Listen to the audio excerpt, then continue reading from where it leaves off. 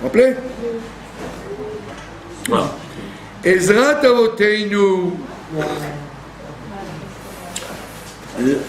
l'aide de nos ancêtres. L'aide de nos ancêtres.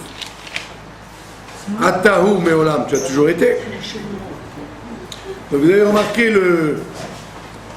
la technique de la tfila, c'est de toujours comparer ce qui s'est passé avant avec ce qui se passe maintenant. Donc pour vous encourager à vivre le présent, on vous dit, regardez le passé. Alors là, il a fait la même chose, il dit, tu as toujours été l'aide de nos ancêtres. Atahu Meolam, depuis toujours. Magen ou Moshia, tu as été un bouclier et un sauveur. Lahem pour eux, Velivnehem acharehem, et pour leurs enfants après eux. Bechol Dorador, dans chaque génération. D'accord? Comme je vous ai expliqué la semaine dernière, si vous ne dormiez pas trop, que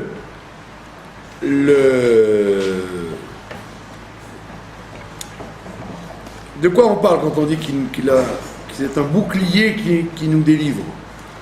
On a expliqué que quand Adam Arishon, quand le monde a été créé, il y avait des forces du mal. Mais les forces du mal, elles étaient sous les pieds d'Adam Arishon. Donc elles étaient négligeables. Quand Adam Arishon a fauté, les forces du mal sont devenues des concurrents directs des forces du bien. Donc au lieu d'être le dernier maillon de la chaîne, puisqu'on dit que c'était sous les pieds d'Adam Arishon, c'est devenu égal aux forces de la Kedusha. C'est ce qu'on appelle Zé ou Matzé, ça en face de ça. D'accord? Donc automatiquement, c'est comme une glace. Quand vous levez le bras, dans la glace aussi, vous levez le bras. Donc quand le bien veut gagner, le mal, il se renforce.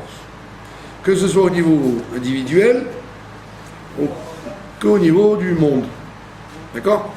Donc sans arrêt, il y a une attaque des forces du mal pour empêcher les forces du bien de gagner. Et donc sans arrêt, on a besoin d'un magen, on a besoin d'un bouclier pour protéger les forces du bien, et pas seulement un bouclier, mais un moshia, quelqu'un qui nous sort.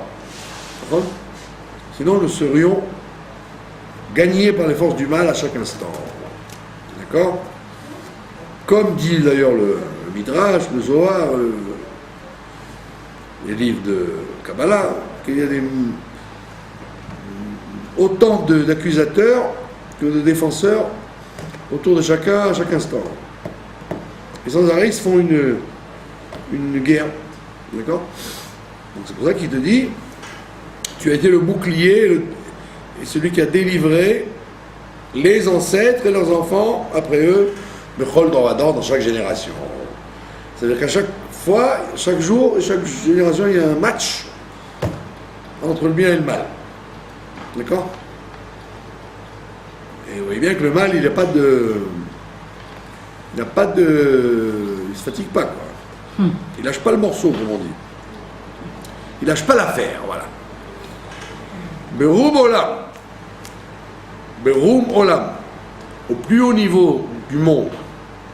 Moshavecha, tu as ton installation. Tu es installé au plus haut du monde. Ou Mishpatecha, mais malgré tout tes jugements, Vetsit Katra et ta justice, Ad Afse Aretz, descendent jusqu'au fin fond de la terre. Bon, ça veut dire que Dieu siège au niveau le plus haut, mais il juge même dans le niveau le plus bas. Ça veut dire que, comme explique très bien le Admor MCI d'ailleurs, qu'il y a des... Comme aujourd'hui on comprend ça, il y a des caméras. dans les rues, dans les ambassades, dans les théâtres, il y a des caméras partout, d'accord? Qu'est-ce qu'elles font les caméras? Elles enregistrent tout ce qui se passe, même plus bête qu'il soit, d'accord? Et bien là, M. Saïd dit la même chose. Il y a des milliards d'anges qui filment tout ce que vous faites à chaque instant. D'accord? Donc vous êtes filmé. Vous êtes filmé. C'est pas une nouveauté l'iPhone et le smartphone et le bâtirphone et la grand-mère phone. D'accord? C'est vieux comme le monde. Interphone. Ça veut dire que quoi? Que toi tu crois que une petite chose, bien ou mal, n'est pas comptabilisée, puisque Dieu il n'a rien à faire du haut de sa grandeur. Mais tu dis non, tout est filmé, tout est marqué. Et toi tu es passé dans ce couloir et tu es filmé. D'accord? Comme le film qu'ils ont fait sur les députés, dans tous les parlements, vous voyez des députés, pendant des débats très importants, à la moitié vous les voyez dormir, il y en a qui se grattent la tête, l'autre il met des doigts dans le nez, l'autre il fait des dessins, et pendant ce temps le gars il parle d'attaquer faire la guerre contre la Russie, l'autre il parle de monter les impôts de 400%, et l'autre il dessine Mickey Mouse. Alors puis ils croient que personne ne les voit, puis on les voit, ils ont été filmés, et dans les journaux ils leur mettent leur image. Au moment du débat sur l'augmentation de 100% des impôts, voilà ce que vous faisiez. Alors on le voit en train d'écrire je t'aime à la folie, fais-moi du gâteau au fromage, tu vois. On ne sait pas si c'est un homme ou une femme d'ailleurs. Bon, espérons que ça soit une femme, au moins. Donc les gens croient que les choses passent inaperçues, on te dit non. Il y a des anges miniatures qui filment tout. Donc même si tu as fait un tout petit geste positif dans ta vie, eh bien le bon Dieu, du haut de son siège, il le juge. Et donc ça te donne un bon point dans l'affaire. Comme dit le Rabbi Nachman de Breslev, le coup d'Atova, quoi. Tu rajoutes un bon point, et encore un bon point, et encore un bon point. Donc, ça te donne... Donc, d'abord, ça te donne la preuve que Dieu ne dort pas. Et en plus, ça te donne la garantie que tout ce que tu peux faire dans ce monde-là est comptabilisé. Même si toi, tu l'as oublié, là, hein. Très souvent, avec le temps qui passe, on ne se rappelle même pas ce qu'on a fait, là, hein. On oublie ce qu'on fait. Et malgré tout, les archives marquent tout. Et il te dit parce qu'il y a des lois et une justice qui va jusqu'au bout du monde, dans le plus petit détail du monde. Émet. Il y a beaucoup de fois écrit Émet. Dans la Tfila, on l'a vu depuis la fin du schéma jusqu'à la Hamida. Vous voyez le nombre de fois qu'il écrit le mot Émet. Émet, Ashreish, heureux l'homme, Ashreishma le mitzvot techa. Heureux l'homme qui écoutera tes mitzvot. D'accord? Il n'est pas heureux dans ce monde-là, parce que quand il écoute tes mitzvot, ça le barbe, par contre ça le rase. Et quand il va mourir et qu'on va lui montrer le film, il va voir tous les cadeaux qu'on va lui donner à cause de ce qu'il a fait. Alors que lui, il était en conscience que c'était pas intéressant ce qu'il faisait, d'accord? C'est pas toujours qu'on est joyeux quand on fait une mitzvah, d'accord? Donc ce qu'il te dit, c'est pour ça qu'il te dit Émet. C'est que dans le Olam à Émet, dans le monde de la vérité, que tu te rendras compte qu'il est heureux celui qui fait le mitzvot. D'accord? Dans ce monde-là, si quelqu'un vous dit oh là là, comment vous arrivez à prier tout le temps, à étudier, à manger cachère, à faire attention à ça, oh là là, quelle vie vous avez. Et vous lui répondez, mais non, pas du tout, je suis très heureux. En réalité, si vous la posez cette question-là, c'est parce qu'en vérité, vous êtes d'accord avec lui en fait. Vous êtes d'accord avec lui que quelque part, ça vous ennuie. Mais vous le faites par soumission. Et là, il va te dire, c'est authentique, c'est vérifié, que l'homme qui écoute ces mitzvot, il est heureux. D'accord? Ve'toratra et ta Torah, udvarcha et ta parole, yasim al libo, il mettra sur son cœur. Encore, il y a une urgence, une obligation très urgente de mettre ta Torah et ta parole sur le cœur. Ça veut dire que, comme je dis tout le temps, on l'a déjà vu l'autre fois, vous pouvez avoir des gens qui ont l'air de pratiquer le judaïsme jour et nuit, et bien d'une seconde à l'autre, ils lâchent tout. D'accord? Des gens des yeshivot, des gens des filles de séminaire, vous vous dites, mais ils n'ont rien vécu, quoi. Ils n'ont rien à pénétrer. C'est des choses qu'on voit tout le temps. D'accord? Et pourquoi? Parce qu'ils n'ont pas mis la Torah et la parole de Dieu dans leur alibo, sur leur cœur. Ils étaient sur leur tête peut-être, mais pas sur leur cœur. D'accord? C'est pour ça qu'on te dit, il vaut mieux un peu avec un ressentiment que c'est vrai, que c'est bien, que beaucoup que de l'industriel et dont il ne reste rien. D'accord? Comme il disait l'autre, il a passé un Shabbat dans un endroit, dans un kibbutz, et bon, il était le seul religieux, quoi. Alors il parlait avec les gens, le gars il lui fait moi vous savez, un vieux monsieur, il dit oh j'ai connu le Rabbi Rayatz, j'ai même étudié avec lui. Ah bon, il dit ah oh, vous savez, ouais. Ah je me rappelle, il a bien parlé le Rabbi Rayatz. Et vous qu'est-ce que vous faites? Ah non, bon, rien, ni Torah, ni Mitzvot, ni Shabbat, ni Kashrut. Et plein de gens comme ça qui avaient vécu dans des milieux hyper engagés, quoi. Et lequel il restait rien du tout. Bon, ils ont eu Israël, ils ont remis en Israël, quoi, c'est déjà. Ils sont restés juifs, quoi, c'est tout. Donc ne vous étonnez pas de voir. Quand je dis toujours des gens qui viennent chez moi, à part le livre du téléphone, ils n'ont aucun livre. Le botin, Sefer téléphone. Encore maintenant, ils n'en ont même plus besoin. Il y a Internet. Mais à part Sefer téléphone, ils n'ont aucun livre en vacances. Ni un Sidour, ni un Rashi, ni une Mishnah, ni un. C'est de la Torah de fonctionnaire. J'ai étudié la Torah tant que je suis obligé. Mais dès que j'ai pas besoin, laisse-moi tranquille. Comme l'autre, pendant Shabbat, il voulait dire avoir Torah à table. Alors, il n'y avait que des étudiants de Yeshivot. Oh, ils ont dit hey, commence pas, ils ont dit.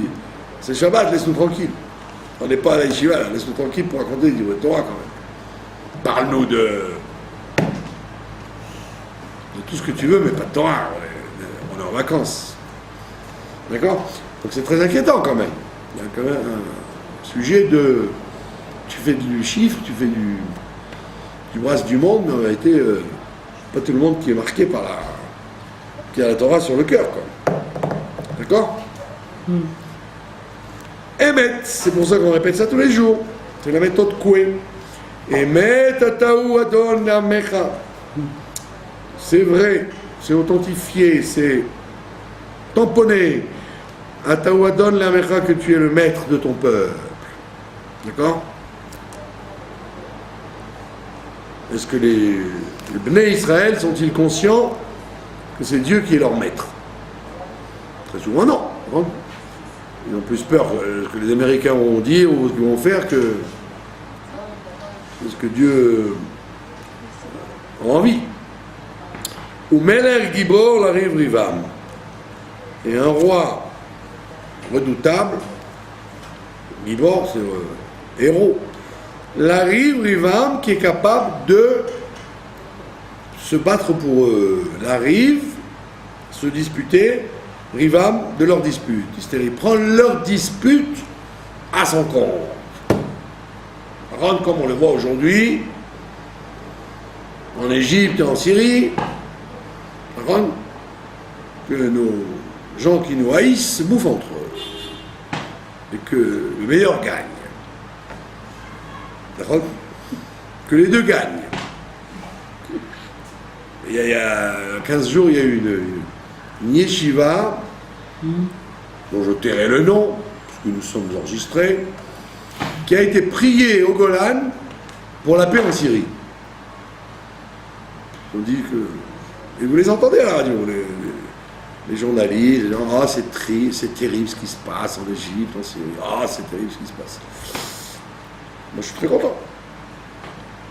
Je fais kidouche tous les jours. Et du hareng et des cornichons. Quoi? Ben ouais, c'est des gens qui, si vous voulez tomber entre leurs mains, ils vous auraient coupé en morceaux. Bah ouais. Alors parce que Dieu, il s'occupe de venger notre vengeance, de faire notre combat. Ah oui. Donc pourquoi je vais avoir de la peine? C'est pas les Suisses ou les Bretons qui m'ont rien fait. C'est des gens qui jurent de tuer, de tuer à longueur de journée, et essentiellement des Juifs. Donc très bien. Je vais quand même pas prier pour que ça s'arrête. Je prierai plutôt pour que ça s'amplifie. Vous voyez, une yeshiva, ils se mettent devant le Golan et ils prient pour qu'il y ait la paix en Syrie. Quoi. Allons. Soyons. Ne soyons pas plus royalistes que le roi quand même. Ne fais pas qu'il douche tous les jours, mais au moins, n'aie pas de peine. Les avot ou vanim, surtout en plus dans cette période. En général, cette période-là de 3 semaines, c'était une période où il n'y avait que des manifestations de haine contre les Juifs dans le monde. Oui. D'accord, sans parler de la première guerre, la deuxième guerre, l'Inquisition, les pogroms, les croisades. Il y avait toujours des choses désagréables. Les guerres du Liban, etc. Alors que là, vous voyez, hop, vous n'entendez que des catastrophes concernant les nations autour de nous. Donc c'est bien. C'est-à-dire qu'on a basculé. Au lieu que ces jours-là soient des jours de deuil pour nous, c'est des jours de deuil pour les nations. Donc pourquoi je vais me plaindre de ça? On a bien prié alors. Voilà, ça veut dire qu'on a prié. Ça veut dire qu'on a bien prié. Eh oui, puisqu'on a renversé le mouvement qu'il y avait dans ces trois semaines. Pourquoi Rachid est parti le 29 Tammuz? Parce que Rachid était en plein milieu des croisades. Les croisades ont commencé au temps de Rachid. Et les croisades, ça voulait dire des milliers de gens assassinés, violés, tués, volés pendant des siècles. Donc il est parti la veille du mois de Av pour atténuer les douleurs des croisades. Donc ça veut dire que c'est des périodes très très dures à l'origine. Maintenant, si vous voyez dans les informations que c'est le contraire qui se passe, alors il ne faut pas vous désoler. Oui. Ils ont violé plus de 100 femmes égyptiennes. Mais ça, c'est ce qu'ils vous racontent en plus dans les médias. C'est ce qu'ils arrivent à faire passer. Parce que quand un jour on fera les comptes, il doit se passer des choses horribles. Mais qu'on n'a pas l'occasion de filmer parce qu'il tue le journaliste avant. Quoi. Donc, on te dit, les avot ou vanim, pour les ancêtres et pour les enfants. Il a pris la querelle à son compte. Et donc ça, vous le voyez aujourd'hui. Et met à Taorishon. Ça, c'est la grande chanson des Litaïm. Emes, Emes, Emes Ataou Arishon. Emes, vous connaissez ça, non? Oui, on entend. Oui, c'est une chanson qui est chantée pour les mariages. Emes Ataou Acharon, Aïnaïnan, Dan Darararam. Voilà, alors qu'est-ce que ça veut dire ce verset, à part la musique? C'est vrai que à Taorishon, tu es le premier. Qu'est-ce que ça veut dire tu es le premier? La Chassidoute vous dit, le premier, ça veut dire le début du Seder Ishtal Shelou, le début de la hiérarchie du système. Hein? Tout, comme il dit le Rambam, la cause des causes. D'accord? Tu es la cause des causes. Ce qui se passe, d'accord? Dieu en est la cause. Pas directement, il est la cause des causes. Hein? Qu'on n'arrive pas à voir, puisqu'on peut voir qu'une cause, mais on ne peut pas voir la cause des causes. D'accord? Ve'atahu acharon, et tu es aussi en bas du phénomène. Tu es en haut du phénomène quand tu le déclenches, et tu es en bas quand il se passe devant nous. C'est ça ce que veut dire atahu acharon. Tu es le dernier. Le dernier, c'est-à-dire que tu es le plus bas de l'échelle. D'où la possibilité, si tu traverses un verre de café sur ta robe, de dire c'est Dieu qui a fait ça. Oui, c'est Dieu qui a fait ça. Ouah, Dieu, en haut de milliards de niveaux, il s'occupe du café qui est tombé sur la robe. Oui. C'est un jeu de domino. Il a poussé un domino en haut, et tac, tac, tac, tac, tac, tac, tac. Et le dernier domino a fait tomber le café sur ta robe.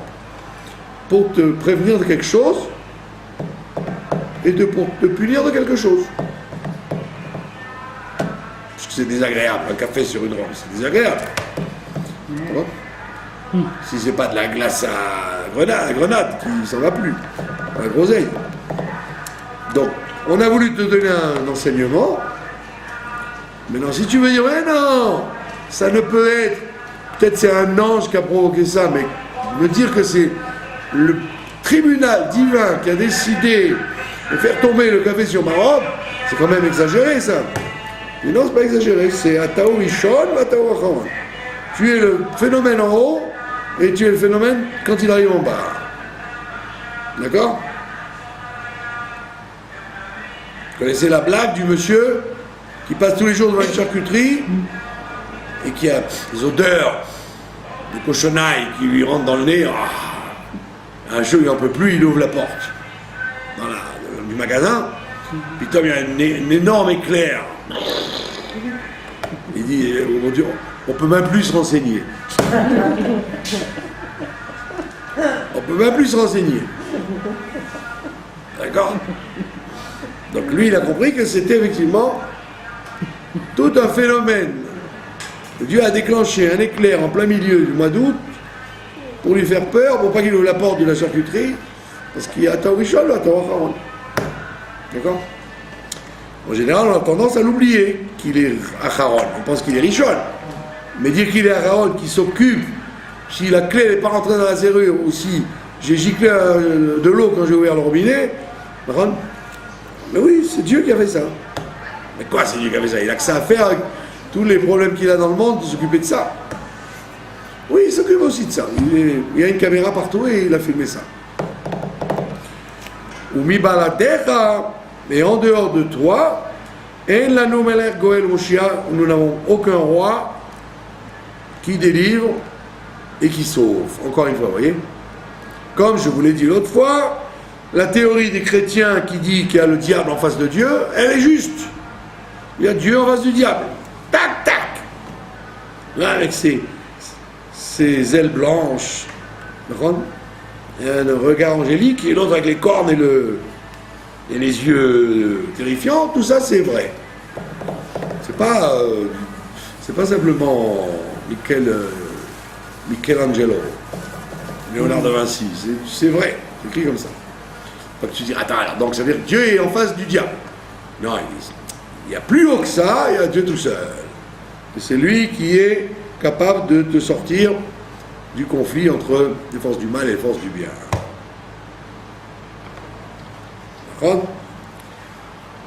Émet. Donc je répète ça tous les jours parce que le monde que tu fréquentes te fait oublier tout ça. Normal. D'accord? La Chassidoute dit, ça n'est pas d'être croyant c'est pas d'être athée qui est étonnant, c'est d'être croyant qui est étonnant. Un être humain, s'il n'a pas reçu un bourrage de crâne que Dieu existe, il sera athée. Il n'y a aucune raison qu'il soit croyant, puisque Dieu se cache dans tout ça. Donc quand quelqu'un dit je ne crois pas, s'il n'a pas reçu un bourrage de crâne, une éducation, on appelle ça une éducation, c'est un bourrage de crâne. Dès que l'enfant est né, tu dis Dieu ne va pas être content et fait des brachot, c'est du bourrage de crâne. D'accord?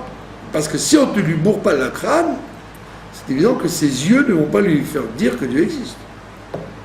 À moins d'être une âme spéciale, spécialement élevée. Mais tout être humain. La Chassidut, elle dit que pour nous, Dieu n'existe pas, mais nous, on existe. Alors que pour Dieu, lui, il existe, mais nous, on n'existe pas. Lui, il nous voit comme n'étant pas, et il voit comme lui étant. Et nous, on voit que lui n'étant n'existe pas, mais nous, on existe. Donc c'est pour ça que il faut apprendre ça, sinon tu ne vas pas l'inventer tout seul. D'accord? Donc il te dit émet, et c'est pour ça qu'on répète chaque fois émet. Parce que cette vérité-là, on a du mal à se l'enfoncer dans la tête. Émet, Minisraïm Gealtanu. C'est vrai que de l'Égypte tu nous as délivrés, Hachem Elokeinu, ou mi bet avadi, mais de la maison d'esclavage, tu nous as sortis. Comme on dit à Pessah. D'accord? Donc ça veut dire sortir des limites du monde, ça s'appelle une Géoula. Être délivré de ça, c'est un cadeau du ciel. Toute personne, elle ne va pas comprendre pourquoi en fermant le magasin Shabbat, je vais être plus riche que si je laisse ouvert le magasin Shabbat. Comment tu me comprends ça? Qu'en travaillant 6 jours, je vais être plus riche qu'en travaillant 7 jours. C'est pas logique. Donc ça veut dire que je sors de mes limites en disant, on me dit que c'est vrai, on va essayer. Sortir des limites, c'est un travail permanent. Parce que, comme dit le rabbi Rayatz d'ailleurs, le rabbi précédent, il dit, si quelqu'un est très très malade, qu'à Dieu ne plaise, le médecin lui dit, monsieur, vous n'avez aucune chance de vous en sortir. On parle d'un médecin honnête, pas d'un rigolo ou d'un escroc ou de quelqu'un qui veut vous envoyer dans son hôpital à lui. Un médecin honnête. Il vous dit, monsieur, je vais vous parler franchement, vous n'avez aucune chance de vous en sortir. Maintenant, le même cas de figure, le médecin dit, vous avez 5% de chance. Qui est-ce qui a plus confiance en Dieu? Le premier ou le deuxième? Le deuxième, il va avoir une grande confiance dans les 5%. Il va dire, s'il m'a donné 5%, je crois quand même dans les 5%. Et puis en plus, Dieu aussi. Mais les 5%, c'est important pour moi. Alors que l'autre lui dit, non, on n'a aucune chance. Donc lui, s'il croit qu'il va guérir, c'est vraiment qu'il n'a confiance que dans quelque chose qui est au-dessus de la normale. Donc on a toujours tendance, pour croire, à vouloir qu'il y ait quelque chose qui s'accroche dans ce monde-là quand même. D'accord? Si tu as 10 000 francs de côté, enfin 10 000, je sais pas quoi, 10 000 euros de côté, tu es plus tranquille pour l'avenir que si tu n'as rien. D'accord? Même si tu as 100 euros pour demain, tu te sens plus à l'aise que celui qui n'a rien, qui a moins 100 euros à la banque. Et pourtant, en fait, il n'y a aucune différence. L'un n'est pas plus sûr que l'autre. Mais le fait qu'il ait 100 euros, il se dit, bon, j'ai quand même, je peux voir clair. Et c'est autant faux que s'il n'avait rien. Parce qu'en vérité, d'une seconde à l'autre, il peut les perdre. Et donc il peut se retrouver dans la même situation que l'autre à la même seconde. Donc ça veut dire que le fait qu'on soit lié avec ce monde-là, on te dit c'est quelque part une prison. Tu es en prison. Tu dois vivre comme si tu n'avais rien. Donc à chaque seconde, te baser sur la sortie d'Égypte. Que tu vas sortir de tes limites. Comme disait le Rav en question, qui disait je vais prier pour pouvoir manger. Alors, un jour, on lui a amené l'assiette devant lui, Alors que quelqu'un lui dit, tu vois, tu n'as plus besoin de prier, elle est devant toi l'assiette. Il dit, non. Tant que je n'ai pas mangé, je ne suis pas sûr que ce que j'ai devant moi, je vais le manger. Toi, tu crois que parce que l'assiette elle est arrivée devant toi, que ça y est, c'est fini, c'est terminé. Tu n'as plus besoin d'avoir confiance en Dieu. Non. Tu peux encore à cet instant-là renverser le jeu et que cette assiette disparaisse de toi. Et ça, on n'a pas cette conscience. On se dit, bon, j'ai une maison, j'ai pas de raison de ne pas l'avoir demain, j'ai une assiette, pas de raison que je l'ai pas demain, j'ai une santé, je l'aurai demain. Tu te bases sur des trucs qui sont complètement fous. Parce qu'en vérité, tu devrais te considérer sans arrêt comme étant en train de sortir d'Égypte et que tu n'es pas du tout garanti de rien du tout dans ce monde-là, si ce n'est dans ta tête de sortir des limites dans lesquelles tu te trouves. Et donc c'est une grande gymnastique. Hein? C'est une grosse gymnastique. L'autre fois, il y avait un gars ici, à l'Yeshiva, un vrai. Comme il n'était pas inscrit, comme j'avais pas d'argent, hein, donc je faisais le mort avec lui, quoi. Et puis un jour, quelqu'un m'a donné une somme. Et tiens, je lui dis, je suis désolé à lui, parce qu'il est à la rue, enfin, il est mal, quoi. Et je lui dis, tiens, voilà. Ah, il m'a dit, c'est quoi? Je n'avais pas un shekel pour rentrer chez moi. Et rêve Shabbat, hein. Je n'avais pas un shekel pour rentrer chez moi. Qu'est-ce que j'allais raconter à ma femme? Je lui dis, qu'est-ce qu'il a pensé alors? Il m'a dit, j'ai prié, j'ai dit, je suis dans les mains de Dieu, il n'y a que lui qui peut me sauver. Il m'a dit, voilà, tac, je suis le bon Dieu. Il m'a dit, mais c'est évident. Ça veut dire quoi? Ça veut dire que lui, il était au bord de se dire, c'est la ruine, et en fait, ça a basculé d'une seconde à l'autre. Moi, je ne le savais pas, mais lui, il s'en est rendu compte. D'accord? Et pourquoi? Parce qu'il a prié justement avant. Donc ça a déclenché que quelqu'un est venu me dire, voilà, tant, et moi j'ai eu l'idée de dire, tiens, voilà pour lui. Il a fallu une providence extraordinaire. Donc ce gars-là, il a pu passer Shabbat, etc. Ça veut dire quoi? Qu'on doit tout le temps penser comme ça. Tout le temps, on ne doit pas dire, puisque j'ai des chaussures, je peux marcher dans la rue jusqu'à chez moi. Tu n'en sais rien. Tu n'en sais rien. Dis, si Dieu veut, et si je suis méritant, mes chaussures m'amèneront jusqu'à chez moi. C'est un pari que tu fais d'être aussi présomptueux de croire que tu vas rentrer chez toi parce que tu as des chaussures.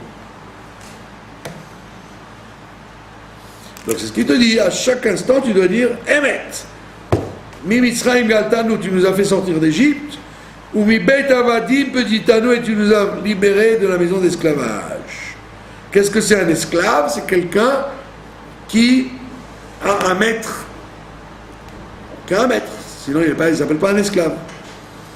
Alors, nous sommes esclaves. Nous avons des idées. Nous sommes esclaves de nos idées. Bon. On se dit, il n'y a pas de problème, il n'y a pas la guerre, donc je peux faire le marché, il fait beau, j'ai pas besoin de penser que la pluie va tomber sur mon linge, on passe notre temps à faire à être en esclavage. Moi, j'ai vu une dame l'autre fois, elle m'a dit, il fait un temps magnifique, après Nissan, il pleut plus, elle a mis son linge tranquillement sur la PC. Ne vois-tu pas que la tuyauterie du voisin a éclaté sur son linge? Ah ben, ça alors, et voilà, ça vous apprendra. Vous avez cru qu'il n'y a aucun risque jusqu'en Rejman, vous pouvez mettre, il faut dire, si Dieu veut, ma lessive va rester propre. Il fallait le faire, que la tuyauterie elle éclate juste sur son linge à elle.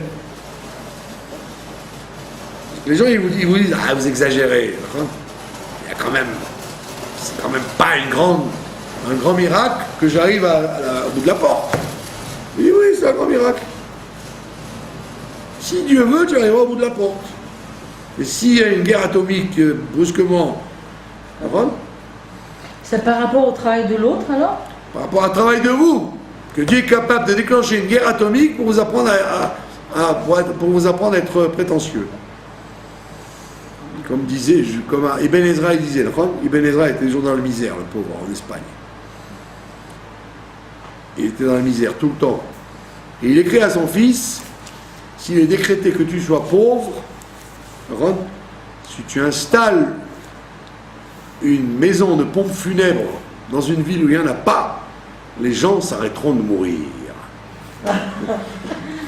Comme s'il est décrété que tu sois pauvre, les gens s'arrêteront de mourir. Dieu va faire un miracle que les gens s'arrêtent de mourir pour que tu restes pauvre. Donc c'est-à-dire le bon Dieu, il est capable de mettre en branle des miracles extraordinaires, d'empêcher les gens de mourir, parce qu'il a décrété que celui-là va rester pauvre. Et la prière, elle se fait chose quand même, non? Oui, mais s'il y a une zéra, donc tu pourrais dire, bon, j'ai un coup extraordinaire. Je vais vendre des panneaux solaires, des panneaux lunaires, je vais faire ça, c'est le top, j'ai trouvé vraiment le top. Quel top? De quoi tu parles? À l'instant même où il sera décrété que ça ne marche pas, ça ne marchera pas, même si ça a marché pour 1000 personnes. Et l'inverse. L'inverse. Donc ça, c'est ce qu'on appelle sortir de la maison d'esclavage. D'être sûr de soi et d'avoir des maîtres. Voilà, celui-là c'est sûr, celui-là c'est tranquille, je parie là-dessus. Ne parie sur rien du tout. Dis, je fais ça pour l'instant, tant que Dieu ne décide pas autrement. C'est tout. Donc c'est un grand travail, puisqu'on vous le répète, on vous le dit tous les jours. Sinon on l'aurait dit une fois pour Pessah, et dit Marasipo. Tu remets ça l'année prochaine. Oh non, tu répètes ça tous les jours. Arrête d'être dans la maison d'esclavage, sors. Kol bechorehem arakta. Tous les premiers-nés arakta, tu les as tués. C'est quoi les premiers-nés? C'est les premières forces qu'il y a.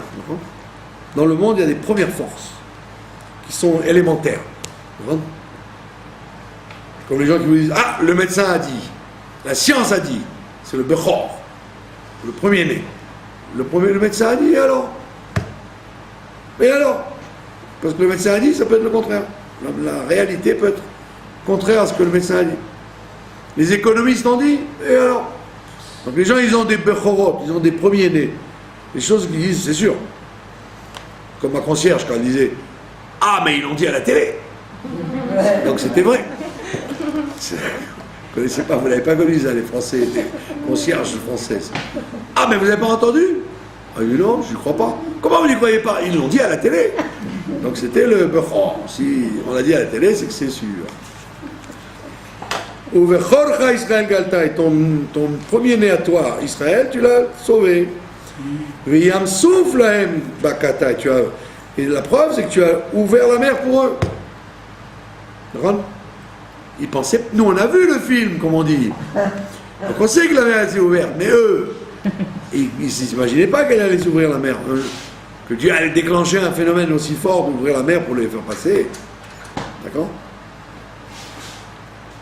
Vezedim tibata, et les gens, les révoltés contre Dieu, tibata, tu les as noyés dans l'eau. Vididim et Varta, et tes amis, tu les as fait passer. Donc il nous a appelés ses amis. D'accord?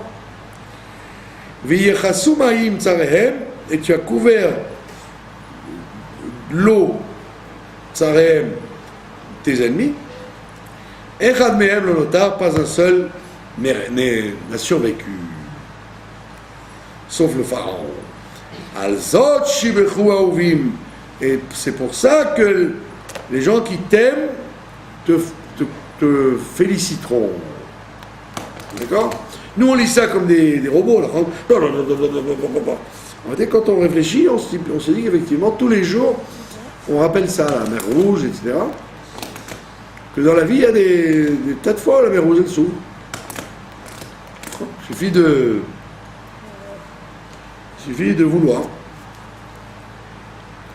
Veromemu lael, et ils exalteront le bon Dieu. El, c'est le Dieu gentil.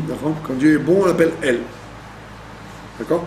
Venatnu yedidim, et donc ses amis donneront, chanteront Zmirot, des chansons avec de la musique, avec un instrument. Shirot, c'est de la musique sans instrument, vocal. Vetishbachot, et des louanges. Brachot veodaot, et des bénédictions et des remerciements. La Melech El Chai Vekayam, au roi qui est toujours vivant et toujours présent. D'accord? Comme on le voit, qu'on a la mémoire courte, parce que on peut voir des tas de miracles qui nous arrivent, et on les oublie tout de suite. Dès que la mer se referme, on oublie. Donc, comment je vais faire? Et comment tu avais jusque-là? Tu as eu des milliards de miracles. Tu n'as jamais... Tu les as oubliés déjà. D'accord? Comme dit le Midrash, il dit pourquoi le bon Dieu n'a pas donné la parnassa annuelle aux gens? Pourquoi Dieu n'a pas décidé qu'une fois par an, tu as tout l'argent qu'il te faut pour l'année? Alors on dit, mais regarde la manne. Et la manne, il a fait la même chose, il a donné tous les jours. Pourquoi il n'a pas donné une fois pour toutes? Il dit non, parce que Dieu, Rabbi Levi Yitzhak de Berdichev ramène ce midrash, il disait, le roi, il avait un fils. Et chacun sait que le père, le fils, il s'en fiche un peu, quoi.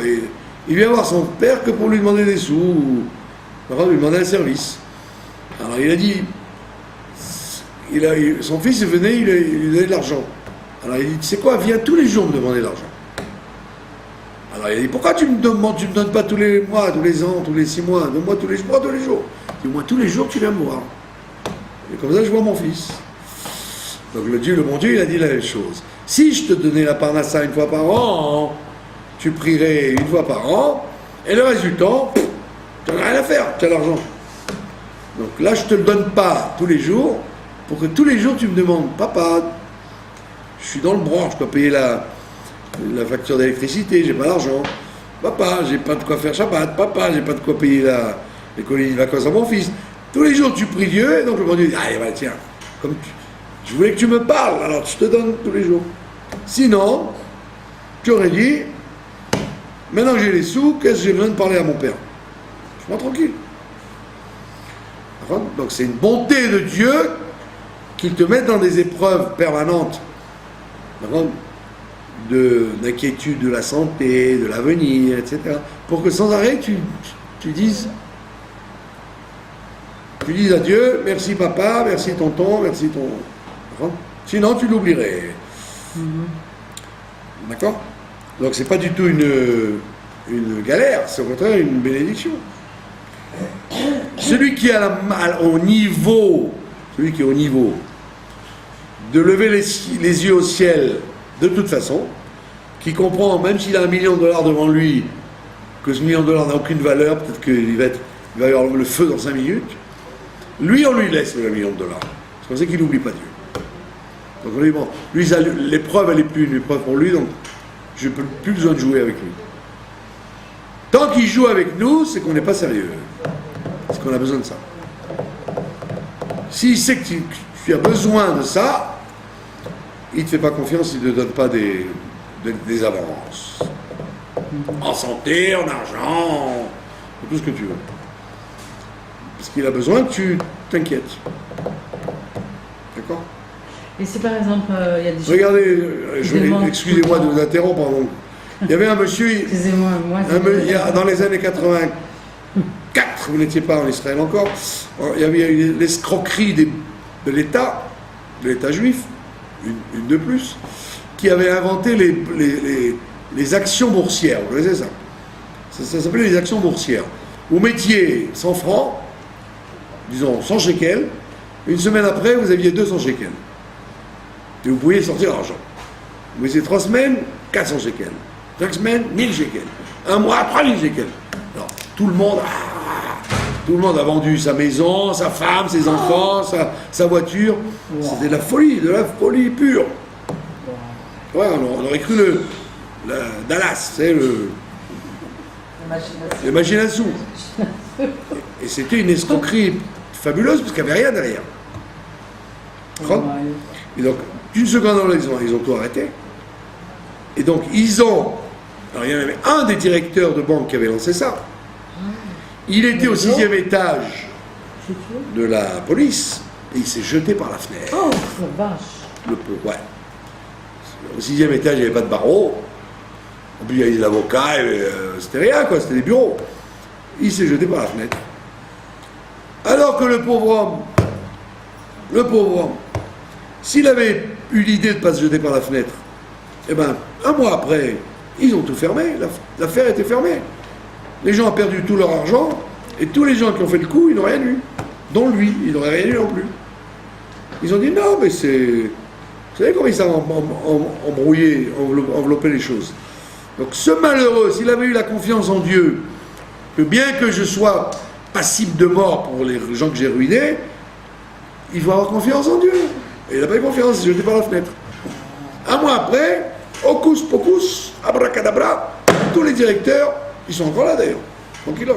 C'est les amis de Shimon Peres, les amis de Netanyahu. Aucun problème, ils ont ruiné des gens, ils ont tué des gens, c'est pas.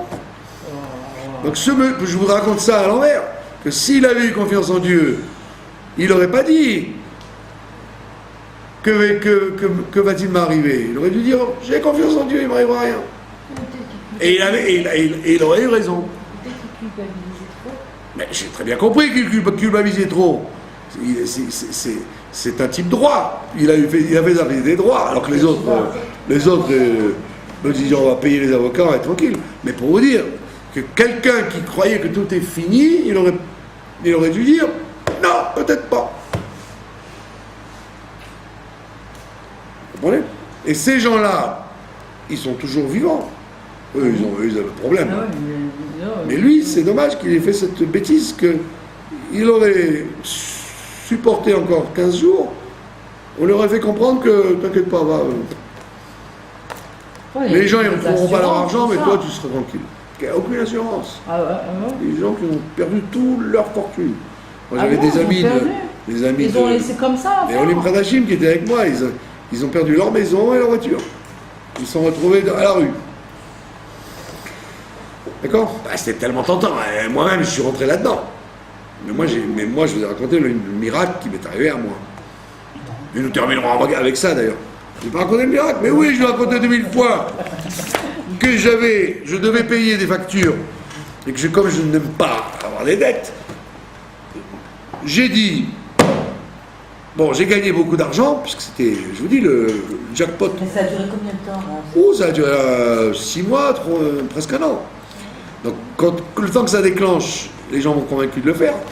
Et moi, j'ai dû mettre, je sais pas moi, 3000 francs français. Et j'ai gagné peut-être 30 000 francs. Enfin, c'était une fou. Je vous dis que les gens, ils étaient complètement fous. Ils empruntaient de l'argent pour placer. Ah ouais, qui va pas le faire? En plus, c'est pas de la blague, il vous sort l'argent. Moi, il me restait, je sais pas combien d'argent de ça. Et j'avais des dettes. Enfin, des dettes, des factures à payer, des trucs à payer. J'ai dit, je ne supporte pas les dettes, donc je vais retirer l'argent pour payer. Donc je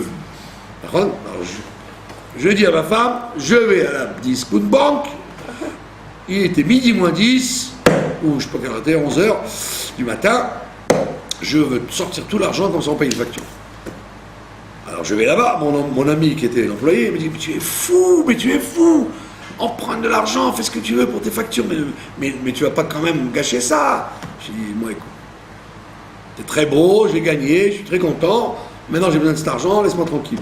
Il appelle le directeur, il parlait en français, c'était un Égyptien, il me dit, mais vous êtes fou, vous vous rendez pas compte, vous avez gagné combien en 10 mois, mais vous êtes... Il y a une somme tellement grande. Oui, c'est comme si tu disais 3000 fois plus que ce que tu as mis. Tu as mis 1 franc, tu gagnes 3000 francs en 2 mois. C'est fou, quoi, sans impôt, sans rien. Enfin, c'était un truc de rêve, quoi. Donc je lui dis, écoute, ne peux pas le savoir, j'ai décidé de sortir l'argent, je sors l'argent. Et tu me fais payer, tu me fais les factures, je paye avec, je liquide. Et ils m'ont supplié, les employés rentrent, et Alisa, il y a toujours une Alisa dans les banques, vous savez. Alisa, et tout le monde vient, me dit, mais vous êtes fous, vous êtes fous, vous êtes fous. Comme ils ne me connaissent pas, vous savez, comme j'ai une décision, vous pouvez monter et descendre, donc je signe, et puis ils étaient plus désolés que moi. Je dis non, comme ça, j'ai pas de facture, je suis net. Je sors, midi moins 10. Je passe devant un kiosque, midi les informations, information, truc, toutes les banques ont fait faillite, là le gouvernement a décidé d'arrêter tout est fini. Parce que l'autre s'est tué. Non. Ah bon? Midi moins 10, quand je suis sorti. Le lendemain, je suis revenu, ils se sont levés, ils se sont dit, comment tu savais? Comment tu savais? Je n'avais rien du tout, j'avais rien du tout. Vous vous rendez compte? Alors que c'était fou. J'aurais pu dire, allez, continue. Donc Dieu il m'a aimé, hein, je vous dis franchement. Ils m'ont pris pour un sorcier, ou un vous vous rendez compte? Je vous dis, à midi pile, ils ont dit, parce que c'est dégoûtant ce qu'ils ont fait, de prévenir à midi quand la banque est fermée, c'est les banques ferment à midi. Tac, à midi pile, ça y est, c'est terminé. Tout l'argent ne vaut plus rien, zéro. Alors tu voyais après les gens, ils cassaient les portes des banques, ils voulaient tuer les directeurs, enfin, c'était la folie quoi, il y a la police, machin. Mais vous rigolez ou quoi? Les gens qui ont vendu leur maison et leur voiture pour du vent. Parier. Faire des paris. C'était des actions boursières. L'argent dans la banque. C'est pas qu'ils toutes les semaines ils retiraient. Ouais, c'était du bluff, c'était du. Non, mais ils laissaient l'argent à la banque. Ils n'ont pas retiré l'argent. Ben non, voilà, c'est ça. Ben oui, parce que c'est dommage. Tu dis, si je retire, j'arrête un rêve. Voilà, de là vous voyez que il faut être confiant et croyant en Dieu.